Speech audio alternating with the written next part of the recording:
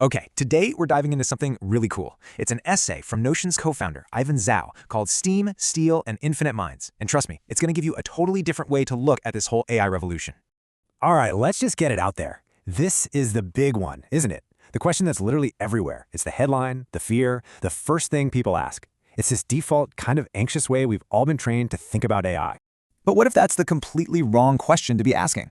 Ivan Zhao thinks we're missing the entire point. He argues that instead of obsessing over replacement, we should be getting excited about augmentation, a fundamental shift in how we work, and, yeah, even how we think. To really get what he's talking about, we have to zoom out a little. He's arguing this isn't just another tech trend. No, this is a full-blown cognitive revolution on the same level as the biggest shifts in all of human history. And this right here, this is the core idea of his entire argument. AI is the steam engine for the infinite mind. Just think about that for a second. The steam engine didn't replace human beings, it shattered the physical limits on what a person could do. Zhao says that's exactly what AI is about to do for our brains. It's a tool to make our minds more powerful, not to make them obsolete. So it helps to know that Ivan Zhao isn't just your typical tech CEO. He's deeply influenced by the original pioneers of personal computing, people like Alan Kay and Douglas Engelbart. You know, the visionaries who saw the computer not as a content machine, but as a bicycle for the mind, a tool to help us think better. His whole philosophy is built on this idea of empowerment. So for him, AI is just the natural next step in that journey. So let's really dig into this historical parallel he draws. It's at the heart of everything. He calls it the mechanization of mind work. And the comparison is just so clean and powerful, right? The Industrial Revolution took the power of a human arm and multiplied it with the steam engine. Zhao's saying we're now living through a cognitive revolution, where we take the power of a human mind and multiply it with AI. The pattern is exactly the same. It's just the raw material that's changed, from muscle to mind. And to make this really concrete, he brings up a fantastic example from history, the power loom. It's a perfect case study of how technology actually transforms a job, instead of just destroying it. So, before the loom, a weaver's output was totally capped by their own physical stamina. Their value was tied directly to their effort. But then, the power loom comes along and takes over all the boring, repetitive physical work. And here's the key. The weaver wasn't replaced. Their role evolved. They became a supervisor of energy, directing this powerful new tool. Their value shifted from muscle to management.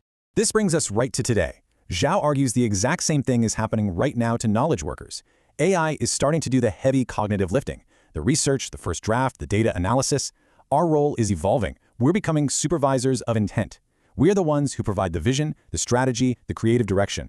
We're the ones telling the AI what to build and, most importantly, why.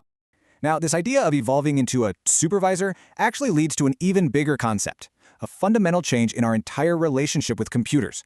We're about to go from being passive users to active toolmakers. You see, Zhao has a real problem with most modern software. He thinks we've gotten way too comfortable living inside these pre-built apps, these fixed little appliances with buttons and menus designed by somebody else. He's calling for us to get back to the original vision of the computer as this moldable, creative medium that we can shape ourselves.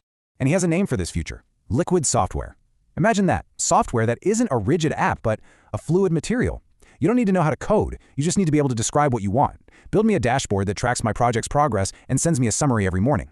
In this world, AI is the bridge that turns your intent directly into a custom tool built just for you. So this all sets up a really stark contrast. We have two very different futures ahead of us. The common story we hear all the time, and this much more empowering one that Zhao is describing. And this table just lays it out so clearly. The common impression is all about fear and scarcity, right? White-collar jobs get replaced. Knowledge is just a commodity you store. An expert is someone who memorized a bunch of facts, and a computer is basically just a portal to consume stuff. But Zhao's perspective is the total opposite. It's about creation and amplification. That one person doesn't get replaced, they become an entire studio or a firm. Knowledge isn't a dead thing to be stored, it's a living, fluid material to be shaped. And the computer, well, it finally goes back to being a real workspace for creation. It's a night and day difference. And when you boil it all down, it really comes back to a personal choice. It's about how we choose to see these tools and what we decide to do with them. It all comes back to your mind. The real takeaway from all this isn't just to get better at using the latest shiny app. I mean, that's fine, but that's still just playing in someone else's sandbox.